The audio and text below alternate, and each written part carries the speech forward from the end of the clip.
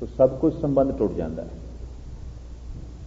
इस वास्ते कहते हैं कि मौत एक लंबी नींद है, नींद एक छोटी मौत है। इस तरह दार्शनिक कहते हैं नींद एक छोटी मौत है, मौत एक लंबी नींद है, बहुत लंबी। संबंध दोवां दे टुटते हैं। क्योंकि नींद एक छोटी मौत है तो वक्ती तौर पर संबंध टुट जाते हैं, जितनी देर तक बंदा सुता होया। तो जब जगत नाल संबंध टुट ही जाना है सौ के नींद दे तो कीर्तन सोहले की बाणी संबंध को तोड़न लगे हाँ, नितनेम का हिस्सा बन गई। जगत नाल तेरा संबंध टुट जाना है तो गूढ़ी नींद दे चला जाना है। इस तो पहले परमात्मा नाल अपना संबंध जोड़ ले, कीर्तन सोहला पर। और जिहड़ा संबंध टुटना है ये छोटी मौत है, और इस मौत के राही तेनों वड्डी मौत चेते आवे, कीर्तन सोहले की बाणी। तो मैं फिर अर्ज करा, सोहले का आखिरी अर्थ है खुशी दे गीत। जिंदगी उस मनुख की सफल हो गई जिहदी मौत सोहेला बन गई, जिहदी मौत खुशी बन गई। और मौत खुशी बन जाती है। बड़े प्रबल सबूत भगतां ने दिते ने कि जिस मौत तो जगत दुखी है, जगत बोझल है, फिक्र ते चिंता विच है, साडे लई ओ मौत आनंद है। जिस मरणे ते जग डरे मेरे मन आनंद। तो सोहले की भूमिका मैं थोड़े सामने रखी, क्योंकि हुक्म है आप जी का कि कीर्तन सोहले की बाणी की विचार। तो सोहला इस बाणी का नाम, तो जिस राग विच उचारण की गई है ये बाणी गौड़ी है, लेकिन यह शब्द पहला शब्द गौड़ी दीपकी दे है।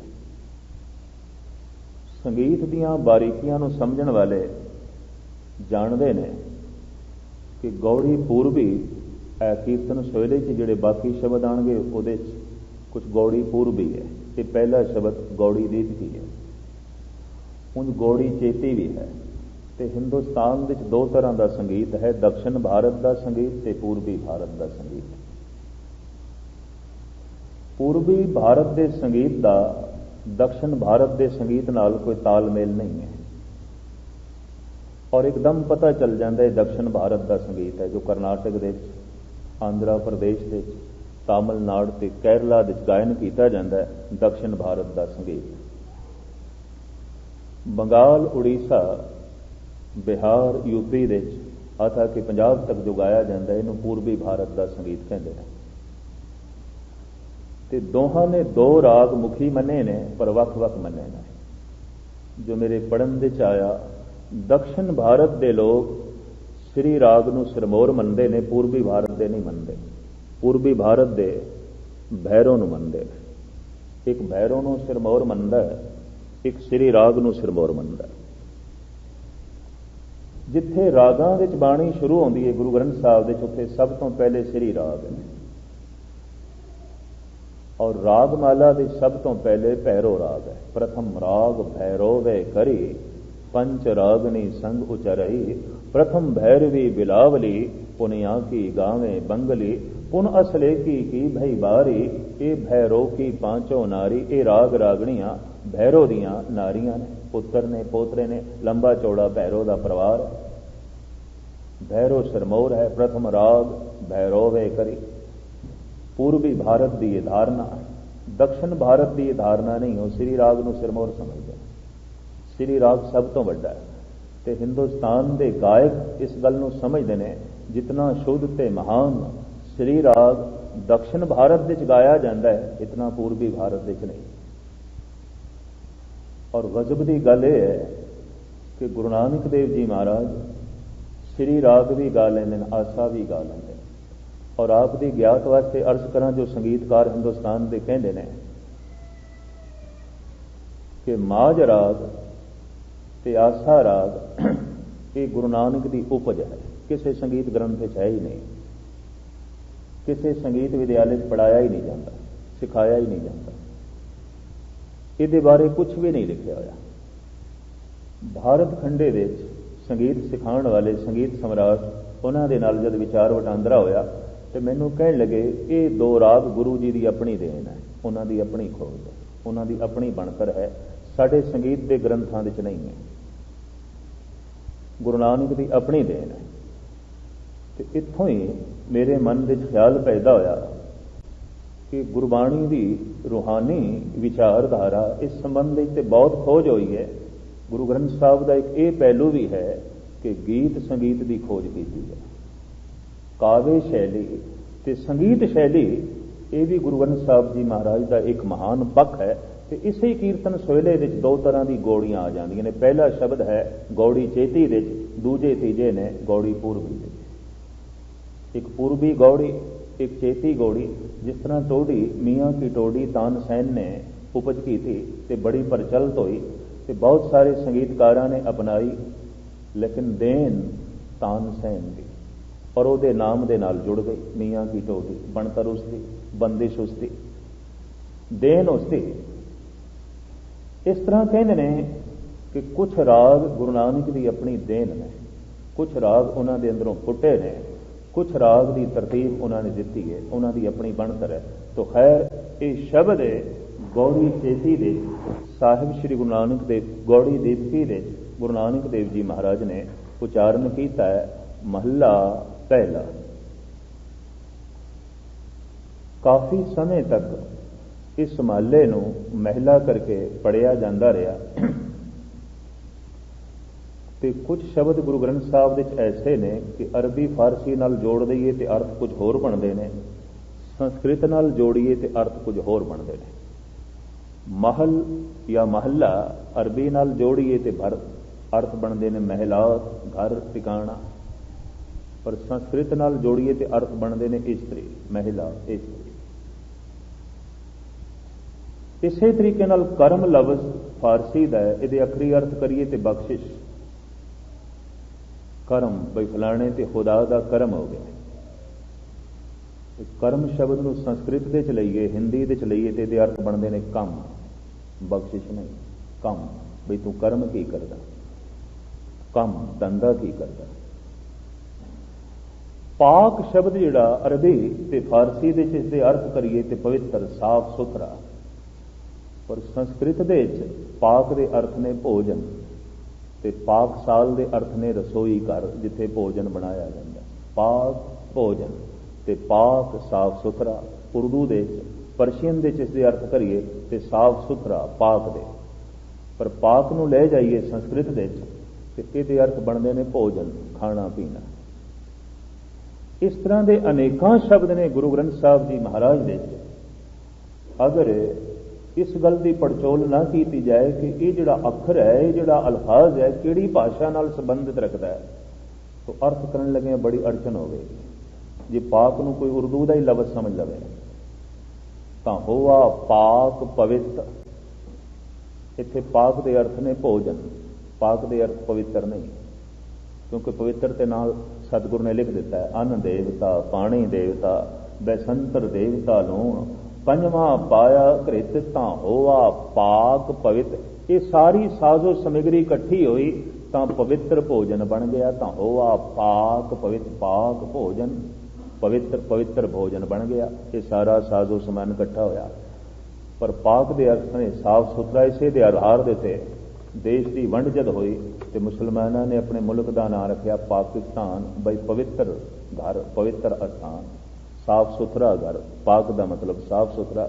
ਤੋ ਗੁਰੂ ਗ੍ਰੰਥ ਸਾਹਿਬ ਵਿੱਚ ਬੇਸ਼ਤਰ ਐਸੇ ਸ਼ਬਦ ਨੇ ਜਿਨ੍ਹਾਂ ਬਾਰੇ ਇਹ ਸਭ ਤੋਂ ਪਹਿਲੇ ਜਾਣਨਾ ਹੁੰਦਾ ਹੈ ਵੀ ਇਹ ਸ਼ਬਦ ਪਰਸ਼ੀਅਨ ਦਾ ਹੈ ਜਾਂ ਸੰਸਕ੍ਰਿਤ ਦਾ, ਵਰਨਾ ਅਰਥ ਕਰਨ ਲੱਗਿਆਂ ਬਹੁਤ ਵੱਡੀ ਅੜਚਨ ਖੜੀ ਹੋ ਜਾਂਦੀ ਹੈ।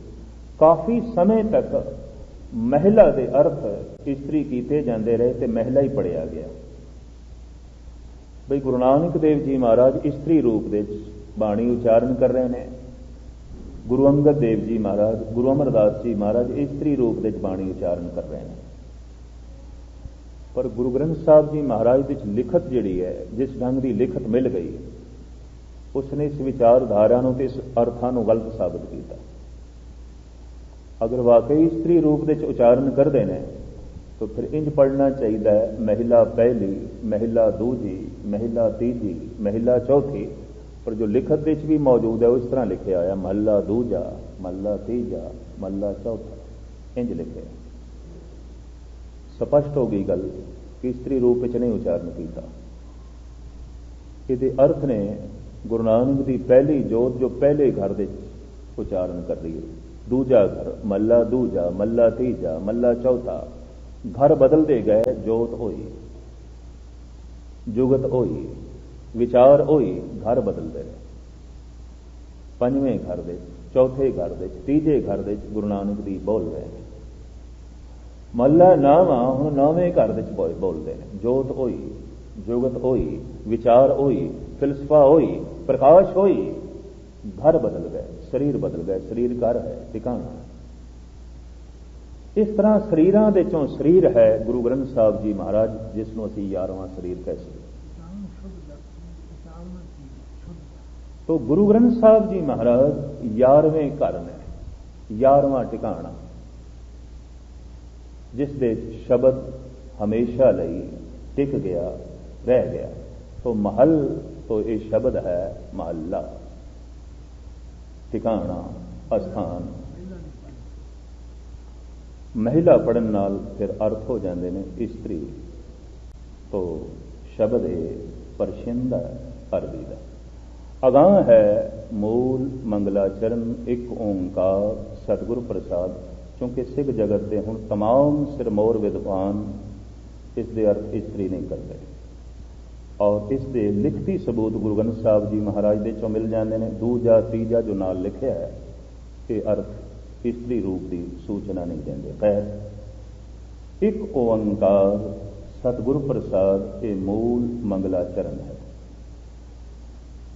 ਤੇ ਮੂਲ ਦਾ ਮਤਲਬ ਹੈ ਸਭ ਤੋਂ ਪਹਿਲੇ, ਸਭ ਤੋਂ ਪ੍ਰਥਮ। ਸਿੱਖ ਜਗਤ ਵਿੱਚ ਇਹ ਵੀ ਇੱਕ ਵਿਵਾਦ ਦਾ ਕਾਰਨ ਰਿਹਾ ਕਾਫੀ ਸਮੇਂ ਤੱਕ ਕਿ ਮੂਲ ਮੰਗਲਾਚਰਨ ਥੱਲੇ ਹੈ ਜਾਂ ਉੱਪਰ ਹੈ। ਬਹੁਤ ਕਾਫੀ ਸਮੇਂ ਤੱਕ ਇਹ ਵਿਵਾਦ ਦਾ ਕਾਰਨ ਰਿਹਾ ਹੈ। ਔਰ ਜੋ ਦਾਸ ਨੇ ਲਿਖਤੀ ਬੀੜਾਂ ਦੇ ਦਰਸ਼ਨ ਕੀਤੇ ਨੇ ਪਹਿਲੇ ਜੋ ਮੌਜੂਦ ਨੇ, ਇਹ ਮੰਗਲਾਚਰਨ ਬਿਲਕੁਲ ਇੱਕ ਪਾਸੇ ਸੱਜੇ ਪਾਸੇ ਲਿਖਿਆ ਹੈ, ਨਾ ਉੱਪਰ ਲਿਖਿਆ ਨਾ ਥੱਲੇ ਲਿਖਿਆ। ਜੋ ਲਿਖਤੀ ਬੀੜਾਂ ਨੇ, ਨਾ ਉੱਪਰ ਲਿਖਿਆ ਨਾ ਥੱਲੇ, ਬਿਲਕੁਲ ਸੱਜੇ ਪਾਸੇ ਲਿਖਿਆ, ਇੰਜ ਕਿਨਾਰੇ ਤੇ ਬਾਣੀ ਸਾਰੀ ਲਿਖ ਕੇ। ਤੇ ਇਹ ਮੰਗਲਾਚਰਨ ਬਿਲਕੁਲ ਇੱਕ ਪਾਸੇ ਤੇ ਲਿਖਿਆ, ਸੱਜੇ ਪਾਸੇ।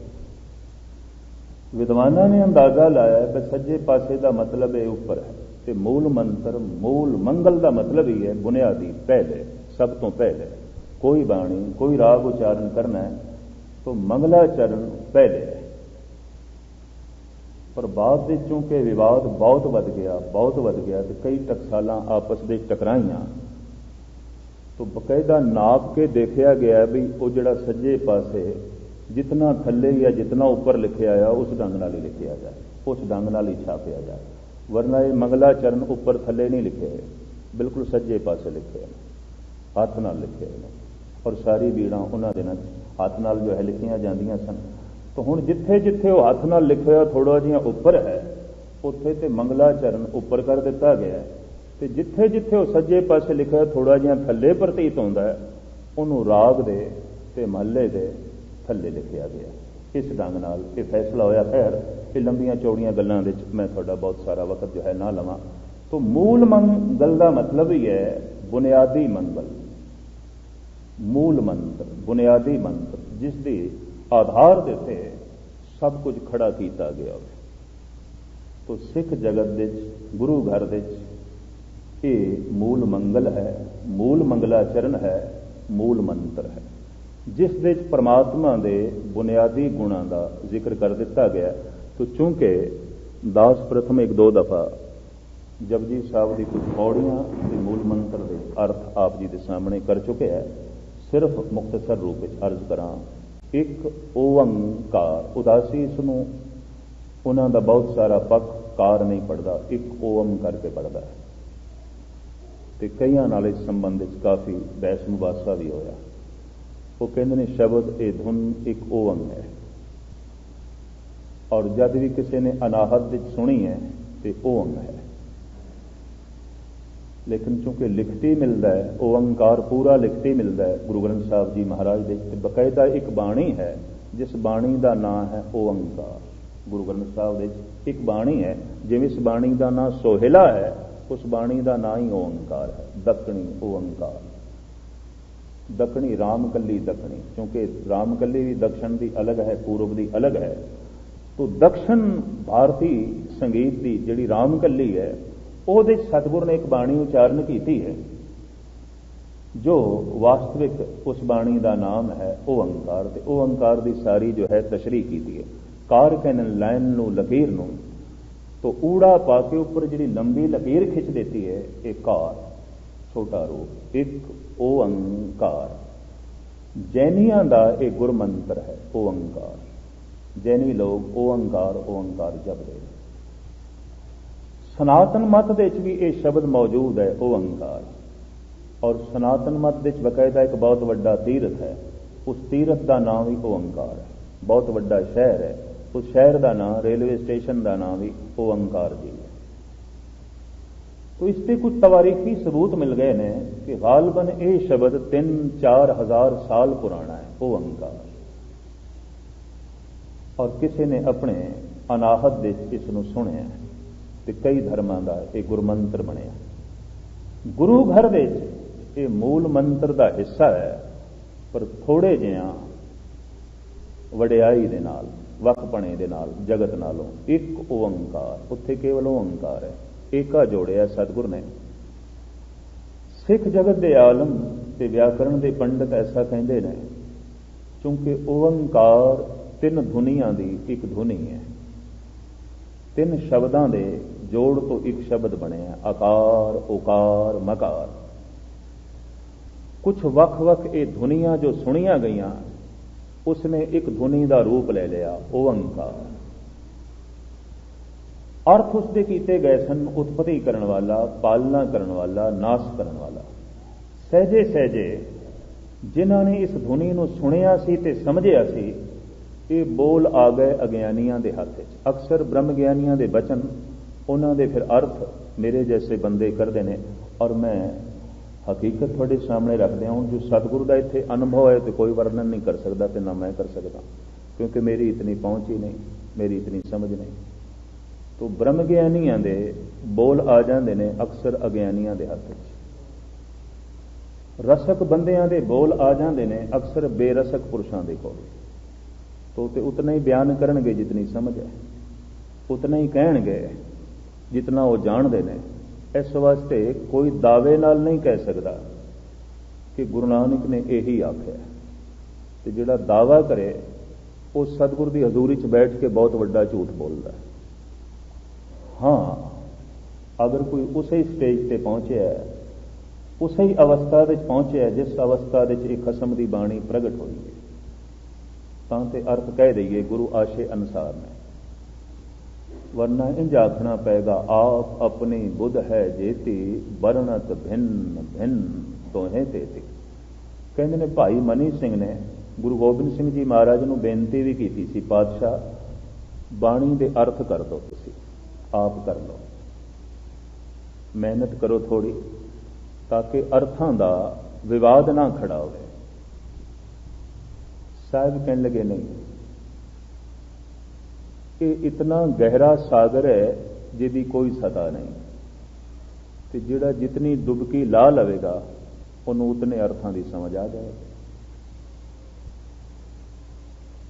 और यदी तय नहीं है। इस वास्ते मैं 50 टीके जपजी साहब दे वेखे ने, एक दूजे नाल नहीं मिलता, दूजा तीजे नाल नहीं, तीजा चौथे नाल नहीं। तो मेरी जमीर ये भी नहीं कहती कि उन्होंने कोई गलत है, 50 दे 50 ठीक ने, गलत एक भी नहीं। तो गजब की गल यह है कि 50 आपस में मिलते भी कोई नहीं। भाई वीर सिंह जी का कोई मेल भाई संतोख सिंह जी के नाल नहीं है, जो उन्होंने गर्भ गजनी च लिखे है। तो भाई संतोख सिंह जी का कोई मेल प्रिंसिपल साहिब सिंह नाल नहीं है, साहिब सिंह का कोई मेल उदासियां नाल नहीं है, उदासियां दे कीते हुए टीके का कोई मेल नहीं है फरीदकोटियां के टीके नाल, जो महाराजा फरीदकोट ने कराया, अज भी मौजूद है, पंजाब गौरमेंट ने छाप दिता है। निर्मलियां दे पंडित गणेशा सिंह ने ते होर अनेकां आलमां ने ते पंडित सुच्चा सिंह जी ने होर ढंग के अर्थ किए हैं, और हैरानगी हो जाती है। सोडी तेजा सिंह, इस तो इलावा होर अनेकां आलमां ने, पंडित नारायण सिंह मुजंगा वाले ने, किस किस का नाम गिणीए, जपजी साहब के इतने अर्थ, और एक दूजे नाल मिलता नहीं, दूजा तीजे नाल मिलता नहीं। तो आम बंदा तो कह देगा कि करीबन करीबन या तो फिर सारे ही सच ने या सारे ही झूठ ने, क्योंकि मिलते नहीं, एक दूजे नाल मिलता नहीं, दूजा तीजे नाल नहीं मिलता। तो जो कुछ निक्के जिहे अनुभव की गल आई है सारे ही ठीक ने, क्योंकि ये ऐसा सागर है, तय तो है कोई नहीं। जिहड़ा जितना चला गया गहरा उन्होंने उतनी विचार हाथ च आ गई है। तो पंडित नारायण सिंह ने 20 साल मेहनत करके गुरु ग्रंथ साहब जी के कुछ हिस्सों का टीका किया, तर्जमा किया, लेकिन वो अर्थ भाई संतोख सिंह नाल नहीं मिलते, पुराने टीकिਆਂ नाल नहीं मिलते, प्रिंसिपल साहिब सिंह दे नहीं मिलते, भाई वीर सिंह दे नहीं मिलते, फरीदकोटियां का टीका मेल नहीं खाता, सब वख वख प्रतीत होते हैं। तो गुरु गोबिंद सिंह जी महाराज ने जो कहा बिल्कुल ठीक कहा, मनी सिंह जिसकी बुद्ध जितनी गहरी डुबकी ला लवेगी विचार उतनी पल्ले पै जाए। कोई दावे नाल नहीं कह सकता यही विचार है। इस वास्ते मैं अर्ज करा, कोई बंदा ऐसा नहीं कह सकता कि गुरु नानक दे इस शब्द की विचार का असीं भोग पा दिता, समय का भोग पिया, ऐ बंदे तेरे दिमाग का भोग पै गया, तेरी सोचण शक्ति का भोग पै गया, गुरु नानक के शब्द का भोग नहीं पिया। वो तो तेरे जैसे करोड़ों दिमाग भी आ जान तां भी नहीं भोग पा सकणगे। ये तो अथाह सागर है जिहदी तय नहीं लगी जा सकती, जिहदी तय दे च नहीं पहुंचया जा सकता। तो मैं अर्ज करा, उसे ही परंपरा नूं मुख रखदे होया दिली गल, अपना भी कोई दावा नहीं कि गुरु आशे अनुसार अर्थ होणगे। गुरु की गल गुरु जाने, अकाल पुरख जाने, जितनी समझ जितने अर्थ आउंदे ने वो मैं थोड़े सामने रख रहा। तो कोई दावा नहीं कि गुरु आशे अनुसार में, गुरु की गल गुरु जाने, कितना अथाह सागर। तो जे गुरु के आशे की समझ आ गई फिर तो बंदा ब्रह्म ज्ञानी हो गया, फिर तो पहुंच गया, फिर तो ठिकाने ते पहुंच गया, मंजिले मकसूद ते पहुंच गया।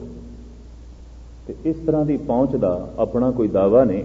तो मुख्तसर में अर्ज करा, ओंकार की धुन जो अनाहद नाद के रूप में महापुरुषों ने सुनी, संस्कृत ग्रामर के ज्ञानियों ने इसनूं निखेड़ के 3 शब्दों की एक धुन दसी ते इहदे अर्थ कीते, आकार उकार मकार, उत्पत्ति करने वाला, पालना करने वाला, नाश करने वाला। ये कीमती बोल आ गए अज्ञानियों के हाथ में। उन्होंने फिर अर्थ इसके कर दिते कि वाकई कोई 3 रब ने, उत्पत्ति करने वाला वक है, पालना करने वाला वक है, नाश करने वाला वक है। जिन्होंने अनाहत धुन विच ओंकार नूं सुनिया सी, उन्हां दे अंदर ते यह प्रतीत जागी सी भी 3 काम जगत विच हो रहे हैं। वस्तुआं ते जीव जम रहे हैं, वस्तुआं ते जीव टिक रही ने ते फिर मिट रही ने। काम 3 तरह के हो रहे, वस्तुआं का जन्म हो रहा है, जीवां का जन्म हो रहा है, जीव कुछ दिन टिकते हैं, वस्तुआं कुछ दिन टिकदियां ने फिर मिट जांदियां ने। यह 3 काम हो रहे हैं। ये 3 तरह का पसारा जगत विच हो रहा है। सूरज जम रहे हैं, सूरज टिक रहे हैं, सूरज मिट रहे हैं। अनंत सूरज मिट चुके हैं, कई मिटणगे। ईसाईयत की यह गल बिल्कुल बचकाना जी लगती है भी ये 4000 साल होए ने इस पृथ्वी नूं बनिया, जमीन नूं बने। तो चलो जदों हजरत ईसा ने आखिया गालबन 2000 साल ये भी हो गए, तो इस हिसाब नाल 6000 साल बनते हैं भी ये जमीन बनी है 6000 साल। तो ईसाइयों के ये बोल तो बिल्कुल थोथे तो उपर होने। कुछ ऐसिया चीज़ां मिलियां ने जो हज़ारां साल पुरानियां ने, उसके सबूत मुहैया हो गए। और ये जमीन सिर्फ 6000 साल की है बनी, बचकाना जी गल है, बच्चों वाली जो है गल है। इत्थों एक गल स्पष्ट होती है कि बहुत गहरे तल चो कोई धुन नहीं उठी, लेकिन इतनी गल जरूर है कि जमीन मिटेगी, यदि उम्र है। ये पैदा हुई सी, ये टिकी हुई है, ये मिटेगी। घटंत दीपं घटंत रूपं घटंत रव सस निखत्र गगनम। साहब कहते हैं घट रहा है सूरज, ये चंद्रमा है पृथ्वी, तो जे घट रही है तो मिटेगी। जमी है, टिकी है, टिक के घट रही है, घट के मिट जाएगी। काम ये 3 तरह के जगत विच हो रहे हैं। अनुभवी नूं यह प्रतीत होया कि कुछ जम रहा है, कुछ टिक रहा है, मिट रहा है। तो ओंकार की धुन उसके अंदरों पैदा हुई ते बाद विच एक कीमती बोल क्षमा करनी अज्ञानियों के हथ आ गया। अक्सर ब्रह्म ज्ञानियों के बोल सिर्फ दिमागी तल ते जीण वाले मनुखों के हथ च आ जाते हैं, ਪਰ ਉਹ ਆਪਣੇ ਢੰਗ ਨਾਲ ਅਰਥ ਕਰਦੇ ਨੇ, ਵਿਖੇਵੇਂ ਬਹੁਤ ਵੱਡੇ ਖੜੇ ਹੋ ਜਾਂਦੇ ਨੇ। ਤੋ ਵਿਖੇਵੇਂ ਖੜੇ ਹੋ ਗਏ, ਉਹਨਾਂ ਨੇ 3 ਰੱਬ ਬਣਾ ਦਿੱਤੇ, ਬ੍ਰਹਮਾ ਵਿਸ਼ਨ ਮਹੇਸ਼। ਬ੍ਰਹਮਾ ਉਤਪਤੀ ਕਰ ਰਿਹਾ, ਵਿਸ਼ਨੂੰ ਪਾਲਣਾ ਕਰ ਰਿਹਾ, ਸ਼ੰਕਰ ਨਾਸ਼ ਕਰ ਰਿਹਾ। 3 ਰੱਬ ਪੂਜੇ ਗਏ ਔਰ ਪੂਜੇ ਜਾ ਰਹੇ, ਅੱਜ ਵੀ ਪੂਜੇ ਜਾ ਰਹੇ। ਜਿਸ ਦੇ ਵਿਸ਼ਨੂੰ ਦੇ ਮੰਦਰ ਬਹੁਤ ਜ਼ਿਆਦਾ ਨੇ, ਸ਼ੰਕਰ ਦੇ ਮੰਦਰ ਬਹੁਤ ਜ਼ਿਆਦਾ ਨੇ। ਸਮੁੱਚੇ ਭਾਰਤ ਦਾ ਦਾਸ ਨੇ ਭਰਮਣ ਕੀਤਾ, ਬ੍ਰਹਮੇ ਦਾ ਇੱਕੋ ਹੀ ਮੰਦਰ ਮੈਂ ਵੇਖੇ, ਹੋਰ ਨਹੀਂ, ਕਿਧਰੇ ਵੀ ਨਹੀਂ। ਕਿਸੇ ਵੱਡੇ ਤੀਰਥ ਤੇ ਬ੍ਰਹਮੇ ਦਾ ਕੋਈ ਮੰਦਰ ਨਹੀਂ ਹੈ। ਵਿਸ਼ਨੂੰ ਦੇ ਹੈਗੇ ਨੇ, ਜਾਂ ਵਿਸ਼ਨੂੰ ਦੇ ਅੰਸ਼ਾ ਮਾਤਰ ਜੋ ਅਵਤਾਰ ਹੋਏ ਨੇ ਉਹਨਾਂ ਦੇ ਨੇ, ਜਾਂ ਸ਼ਿਵ ਜੀ ਦੇ ਨੇ।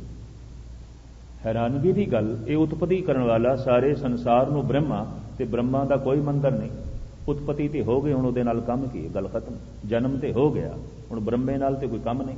ਹੁਣ ਤੇ ਜੀਵਣਾ ਹੈ ਤੇ ਮਰਨਾ ਹੈ, ਹੁਣ ਤੇ ਵਿਸ਼ਨੂੰ ਨਾਲ ਕੰਮ ਹੈ, ਸ਼ਿਵ ਜੀ ਨਾਲ ਕੰਮ ਹੈ। ਤੇ ਜਿਨ੍ਹਾਂ ਨਾਲ ਕੰਮ ਹੈ ਉਹਨਾਂ ਦੀ ਪੂਜਾ ਕਰਨੀ, ਉਹ ਤੇ ਹੋ ਗਈ ਘਟਨਾ, ਲੰਘ ਗਿਆ। ਬ੍ਰਹਮਾ ਤੇ ਲੰਘ ਗਿਆ, ਉਹਦੇ ਨਾਲ ਕੀ ਸੰਬੰਧ? ਜਨਮ ਤੇ ਹੋ ਗਿਆ, ਉਹਦੇ ਕੋਲ ਕੀ ਲੈਣਾ ਦੇਣਾ? ਵਿਸ਼ਨੂੰ ਨੇ ਪਾਲਣਾ ਕਰਨੀ ਹੈ, ਪੂਜਾ ਕਰੀਏ ਪਾਲਣਾ ਹੁੰਦੀ ਰਹੇ। ਤੇ ਮੌਤ ਕਰਨੀ ਹੈ ਸ਼ਿਵ ਜੀ ਨੇ, ਤੇ ਇਹਦੀ ਵੀ ਪੂਜਾ ਕਰੀਏ, ਛੇਤੀ ਮੌਤ ਨਾ ਆਵੇ, ਜ਼ਰਾ ਦੂਰ ਰਵੇ ਸਾਡੇ ਘਰ ਤੋਂ, ਇੰਨੀ ਗੱਲ ਹੈ। ਵਿਸ਼ਨੂੰ ਦੀ ਪੂਜਾ ਇਸ ਵਾਸਤੇ ਹੋਈ ਸਾਡੇ ਘਰ ਆਵੇ, ਤੇ ਸ਼ਿਵ ਜੀ ਦੀ ਪੂਜਾ ਇਸ ਵਾਸਤੇ ਹੋਵੇ ਘਰ ਤੋਂ ਦੂਰ ਰਵੇ ਜ਼ਰਾ, ਇੰਨੀ ਗੱਲ ਹੈ, ਹੋਰ ਕੁਝ ਨਹੀਂ। ਇੱਕ ਨੇ ਨਾਸ਼ ਕਰਨਾ ਹੈ, ਇੱਕ ਨੇ ਪਾਲਣਾ ਕਰਨੀ ਹੈ, ਦੋਹਾਂ ਨਾਲ ਕੰਮ ਪੈਣਾ ਹੈ, ਦੋਹਾਂ ਨਾਲ ਪਾਲਾ ਜੋ ਹੈ ਪੈਣਾ ਹੈ, ਲਾਜ਼ਮੀ ਪਾਲਾ ਪੈਣਾ ਹੈ। ਇਸ ਤੋਂ ਬਿਨਾਂ ਜੀਵਨ ਹੋ ਨਹੀਂ ਸਕਦਾ। ਤੋ ਜਿਹਨੇ ਪਾਲਣਾ ਕਰਨੀ ਹੈ ਉਹਦੀ ਪੂਜਾ ਰੱਜ ਕੇ ਹੋਈ, ਪਾਲਣਾ ਕਰਦਾ ਰਹੇ। ਤੇ ਜਿਹਨੇ ਮੌਤ ਕਰਨੀ ਹੈ ਉਹਦੀ ਵੀ ਰੱਜ ਕੇ ਪੂਜਾ ਹੋਈ। ਬਹੁਤ ਵੱਡੇ ਮੰਦਰ ਨੇ ਸ਼ਿਵ ਜੀ ਦੇ, ਔਰ ਪੂਜਾ ਇਸ ਵਾਸਤੇ ਹੋਈ ਸਾਡੇ ਘਰ ਤੋਂ ਜ਼ਰਾ ਦੂਰ ਰਹੇ। ਗੱਲ ਜਿਹੜੀ ਇਤਨੀ ਹੈ, ਮੂਲ ਜਿਹੜੀ ਗੱਲ ਹੈ ਇਤਨੀ ਹੈ। ਬ੍ਰਹਮਾ ਜਨਮ ਤੇ ਹੋ ਗਿਆ, ਹੁਣ ਉਹਦੇ ਨਾਲ ਕੰਮ ਕੀ ਹੈ? ਇਸ ਵਾਸਤੇ ਬ੍ਰਹਮੇ ਦਾ ਕੋਈ ਮੰਦਰ ਨਹੀਂ। ਉਂਝ 3 ਦੇਵਤਿਆਂ ਦੀ ਧਾਰਨਾ ਹੈ, ਬਈ ਇੱਕ ਉਤਪਤੀ ਕਰ ਰਿਹਾ ਹੈ, ਇੱਕ ਪਾਲਣਾ ਕਰ ਰਿਹਾ ਹੈ, ਇੱਕ ਨਾਸ਼ ਕਰ ਰਿਹਾ ਹੈ। ਆਇਆ ਗੁਰੂ ਨਾਨਕ ਦਾ ਜ਼ਮਾਨਾ, ਆਪਨੇ ਓੰਕਾਰ ਦੀ ਧੁਨ ਨਾਲ ਏਕਾ ਜੋੜਿਆ।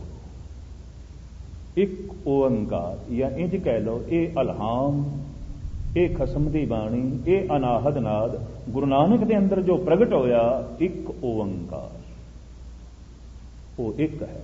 ਇੱਕ ਤੋਂ ਪਾਲਣਾ ਹੋ ਰਹੀ ਹੈ, ਇੱਕ ਤੋਂ ਉਤਪਤੀ ਹੋ ਰਹੀ ਹੈ, ਇੱਕ ਤੋਂ ਨਾਸ਼ ਹੋ ਰਹੀ ਹੈ। ਇੱਕ ਓੰਕਾਰ, ਔਰ ਜੋ ਇੱਕ ਹੈ ਜਿਸ ਤੋਂ ਉਤਪਤੀ ਪਾਲਣਾ ਤੇ ਨਾਸ਼ ਹੋ ਰਿਹਾ ਹੈ, ਉਹ ਸਤ ਸਰੂਪ ਹੈ।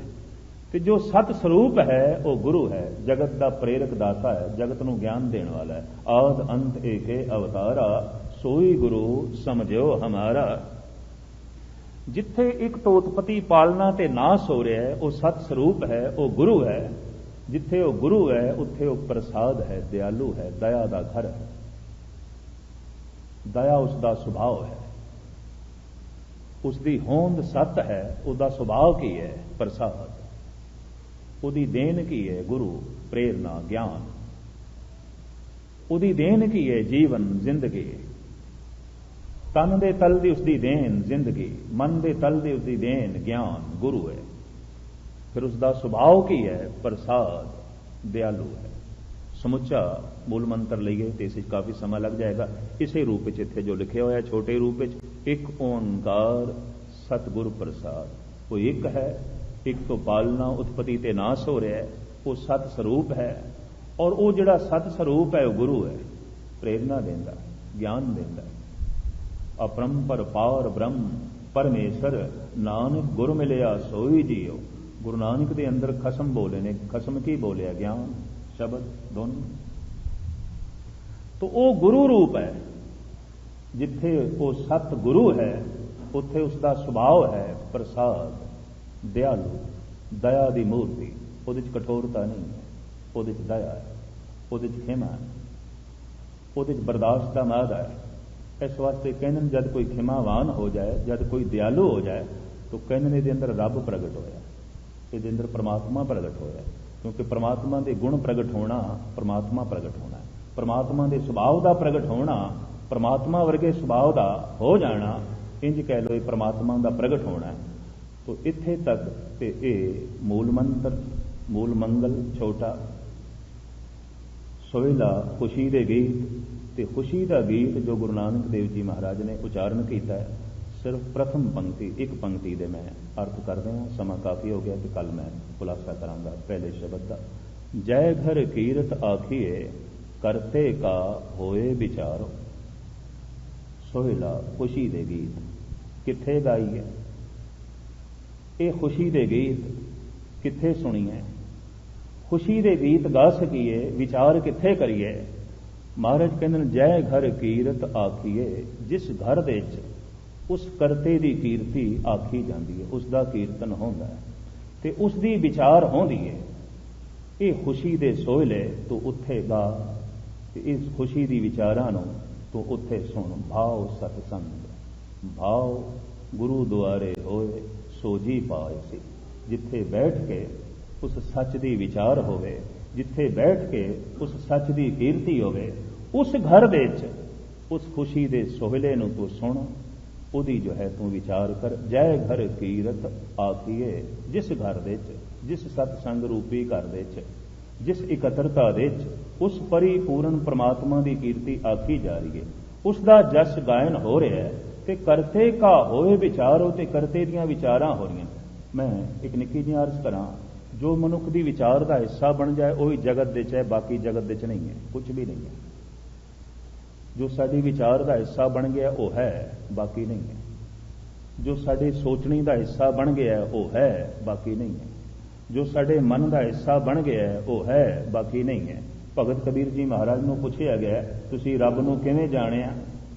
आपने सिर्फ दो पंक्तियां च गल मुकाई है, कहो कबीर मन मानिया तो हर जानिया। मन मन गया, परमात्मा साडी सोचनी का हिस्सा बन गया, साडे विचारां का हिस्सा बन गया, असी जान लिया, असी जुड़ गए उस नाल।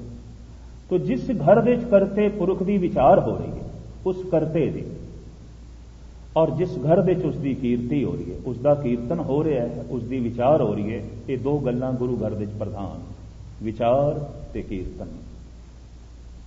कीर्तन जिस दे अफुर हो जाना, अडोल हो जाना, विचार जिस दे सोचना, कीर्तन दे सोचना नहीं है।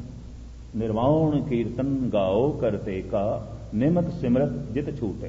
कीर्तन सुनदे होया अगर कोई अर्थ बोध विच खो जाए भी शब्द के अर्थ की ने, ये पंक्ति जो रागी सिंह गायन कर रहा है ये अर्थ की होणगे, तो अर्थां च खो जाएगा, करते की कीर्ति च नहीं खो सकेगा, करते पुरख नाल नहीं जुड़ सकेगा। तू विचार अरग कर, कीर्तन केवल सुन, उस करते का कीर्तन केवल सुन, उस नाल जुड़न का वसीला बना। विचार उसनों अपने मन का हिस्सा बना, अपनी सोचनी का हिस्सा बना। तो ये दो तरीके ने। तो साहब कहते जय घर कीरत आखिए, जिस घर विच उसकी कीर्ति आखी जाती है, भाव गायन की जाती है, ते करते का होए विचारो, ते करते पुरख दियां विचारां होंदियां जिस घर विच बैठ गए, तित घर गाओ सोहेला सिमरो सिरजनहारो। उस घर विच ये खुशी दे गीत गाओ, उस घर विच इस तरह के गीत की विचार करो, उस सिरजनहार नूं सिमरो, उस घर विच भाव उस सतसंग रूपी घर विच। बाकी पंक्तियां के विचार कल कर देंगे, काफ़ी समा हो गया, तुसीं दूर दूर तक घरां दे जाना होंदा ते तुहानूं लेट ना करिए। साहिब गुरु नानक देव जी महाराज रहमत करन। गालबन ये 4-5 शब्द ने ते 4-5 दिनों में जिवें सतगुरुदेव जी महाराज ने मेहर वरताई, तुझ बुद्धि अनुसार अर्थ भाव अर्थ ਤੁਹਾਡੇ सामने रखने की कोशिश करांगे। जो कुछ आपने सरवण किया साहिब श्री गुरु नानक देव जी महाराज आप दे हिरदे विच वसावन ते सारियां नूं इस खुशी की दात बख्शण। क्योंकि इस बाणी का नाम सतगुर ने खुशी दे गीत रखे है, सोहेला खुशी दे गीत। ते मैं फिर लफ्ज़ चेते करा दियां और चेते रहने चाहिए ने। जिस दिन मौत खुशी बन जाती है जिंदगी सफल हो गई। जिस दिन मौत खुशी बन गई वाकई इस बंदे ने कीर्तन सोहेला गा लिया, सोहेला गा रहा, खुशी दे गीत इसने गा लेने। तो सतगुरु साडी जिंदगी सफल करन, महान बनावन ते असी इस कीर्तन सोहेले की अहमियत नूं समझ सकीए। भुल चुक दी खिमा, गज वज के फतेह प्रवान करनी। वाहिगुरू जी का खालसा, वाहिगुरू जी की फतेह।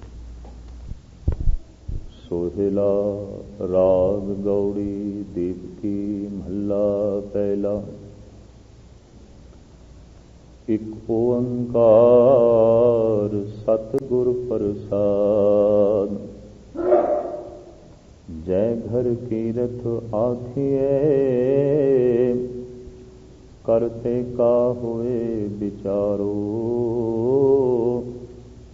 तित घर गावो सोहेला, सिवरियो सिरजनहारो। तुम गाओ मेरे निर्भव का सोहेला, हों वारी जित सोहले सदा सुख हो रहो। नित नित जीड़े संभालियन, देखेगा देवण हार। तेरे दाने कीमत ना पवे, तिस दाते कौन सुमार। संबते साहा लिखिया, मिलकर पावो तेल। देहो सजन असीसणिया, ज्यों होवै साहिब स्यों मेल। घर घर एहो पहुँचा, सदड़े नित पवन। सदन हारा सिमरिए, नानक से देह पावन। घरे हो पहुँचा, सदड़े नित पवन। सदन हारा सिमरिए, नानक से देह आवन। वाहिगुरू जी का खालसा, वाहिगुरू जी की फतेह। सन्मानयोग गुरु रूप साध संगत जीओ, पावन पवित्र रचना सोहेला, जिसनों सिख जगत विच कीर्तन सोहेला करके आख्या जाता है, ਇਹਦੀ ਵਿਚਾਰ ਕੱਲ ਆਰੰਭ ਕੀਤੀ ਸੀ। ਭੂਮਿਕਾ ਇਹਦੇ ਵਿੱਚ ਹੀ ਸਾਰਾ ਸਮਾਂ ਲੰਘ ਗਿਆ ਸੀ, तो भूमिका ਨੂੰ मैं फिर ना दोहरावां। ਤੇ ਸ਼ਬਦ ਜੋ ਇਹ ਪਹਿਲੇ ਪਾਤਸ਼ਾਹ ਜੀ ਦਾ ਹੈ, ਇਸ ਦੇ ਅਖਰੀ ਅਰਥ, ਭਾਵ ਅਰਥ ਤੁਛ ਬੁੱਧੀ ਅਨੁਸਾਰ ਆਪ ਜੀ ਦੇ ਸਾਹਮਣੇ ਰੱਖਣ ਦੀ ਕੋਸ਼ਿਸ਼ ਕਰਾਂ। ਸ਼ਬਦ ਦੀ ਰਹਾਉ ਦੀ ਪੰਕਤੀਆਂ ਨੇ, तुम गावो मेरे निर्भो का सोहेला, हों वारी जित सोहले सदा सुख होए। ये मूल पंक्तियां ने। इन्हां दो बुनियादी पंक्तियां दे आले दुआले समूह शब्द दियां पंक्तियां घुमदियां ने। इन्हां दो पंक्तियां दे गुरु बाबा सोहेला गाण दी प्रेरणा कर रहे हैं, गीत गाण दी, खुशी दे गीत। ते कल मैं अर्ज कीती सी, रूपक अलंकार ते इस विच मौत दा ही बनिया गया। लेकिन गुरु नानक देव जी महाराज की यह खूबी है कि एक रूप बना के उस रूप दे अरूप की व्याख्या करते हैं, अरूप दा रूप सामने रखते हैं। तो साहिब श्री गुरु नानक देव जी महाराज को जो हिरदा है, वो कवि का हिरदा है, संगीतकार का हिरदा है। इस वास्ते आप दी बाणी विच बकायदा अलंकार भी ने। आपने गल दे शब्दां दे बकायदा श्रृंगार नूं, अलंकार नूं वरते है। तो सोहेला खुशी दे गीत। साहिब कहते ने, तुसी गाओ। सोहेला किसदा गाइए?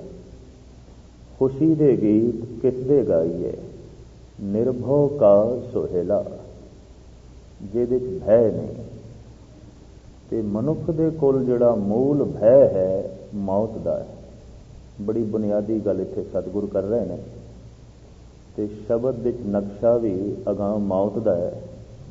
ते बंदे कोल जिहड़ा भय है, सिर्फ मौत दा है, होर कोई भय नहीं।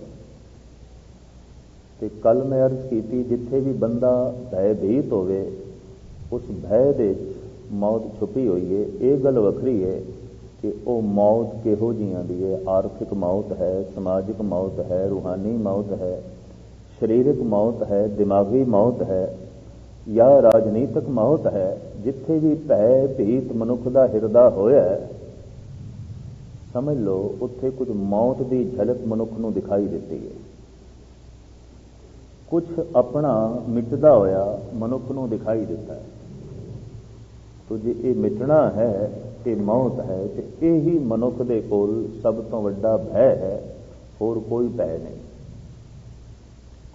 तो मैं फिर अर्ज करा, मौत शास्त्रकारां ने अनेक प्रकार की मनी है।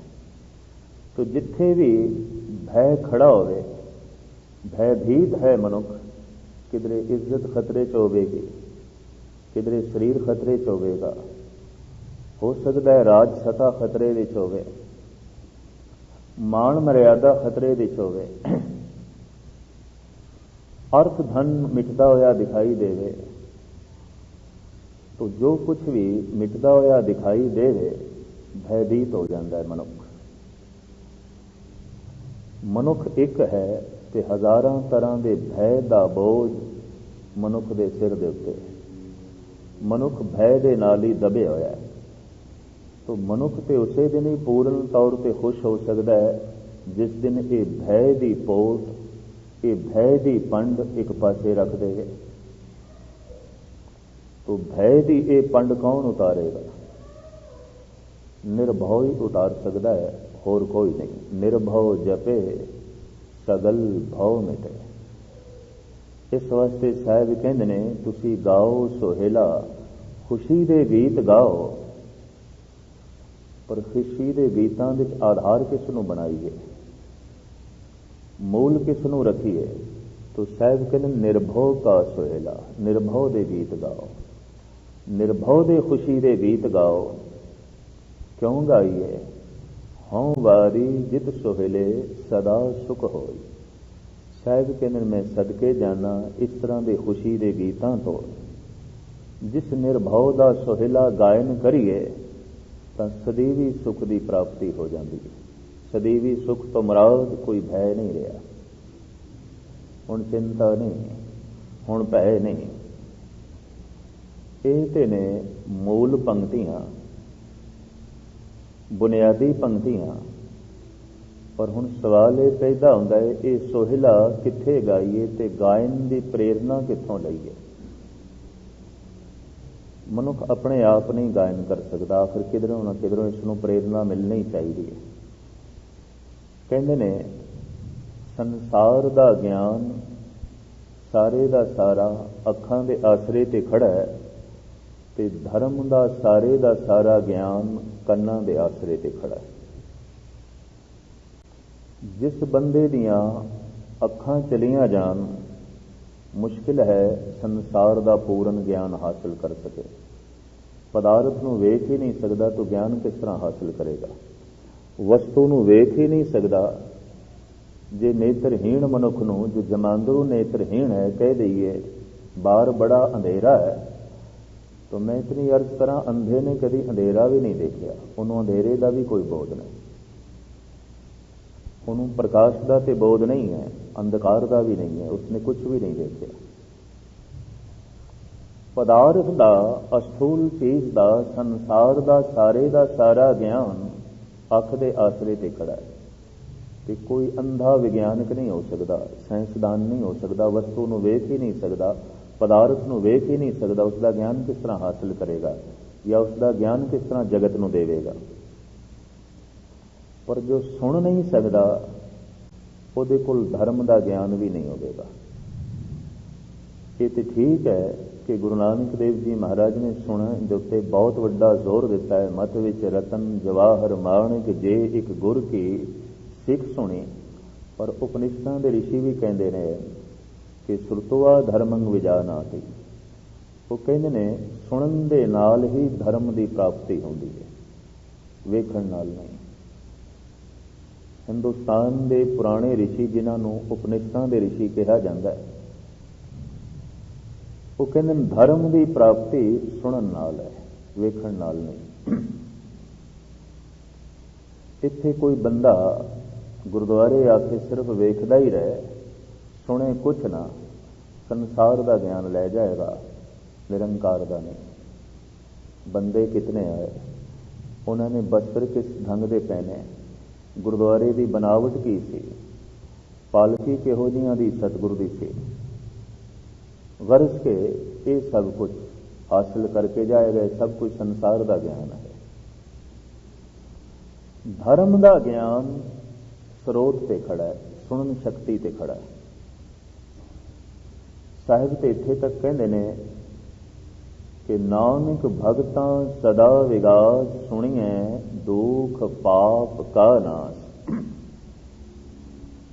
सुनदियां ही दुख नाश हो जाते हैं, पाप नाश हो जाते हैं। तो यही तो जगत का बहुत वड्डा गुबार है, यही तो जगत का बहुत वड्डा बोझ है।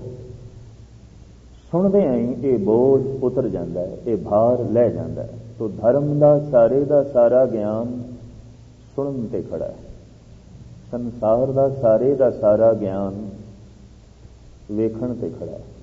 अंधा बंदा साइंसदान नहीं हो सकता, तो बहरा मनुख मुश्किल है धार्मिक हो जाए, सुन ही नहीं सकता कुछ। इत्थे ते सुनन की महानता है। गुरु नूं सुनना है, गुरु नूं वेखना नहीं। वेखण वाले तो कभी गुरु नाल सहमत होए ही नहीं। उन्होंने तो तरह तरह की तर्क खड़ी की। एक दो उदाहरण दें। जिन्होंने सिर्फ वेखिया सी, उन्होंने गुरु नानक नूं भूतना बेताला कह दिता सी। जिन्होंने सुनिया वो सदके गए, निछावर होए, कुर्बान गए। मुख्तसरी अर्ज करा। जिन्होंने सिर्फ वेखिया सी, उन्होंने पंजवें गुरु नानक गुरु अर्जन देव जी महाराज नूं तत्ती तवी ते बिठा दिता। पर जिन्होंने सुनिया वो सदके गए। भाई बन्नो जैसे, भाई मझ जैसे, भाई गुरदास जी से, भाई बैलो जैसे, साईं मियाँ मीर जैसे गुरु अर्जन देव जी महाराज तो कुर्बान गए, सदके गए, निछावर गए। लमकावा ना गल। जिन्होंने सिर्फ वेखिया वो कभी गुरु गोबिंद सिंह जी नाल सहमत नहीं होए। घर का रसोई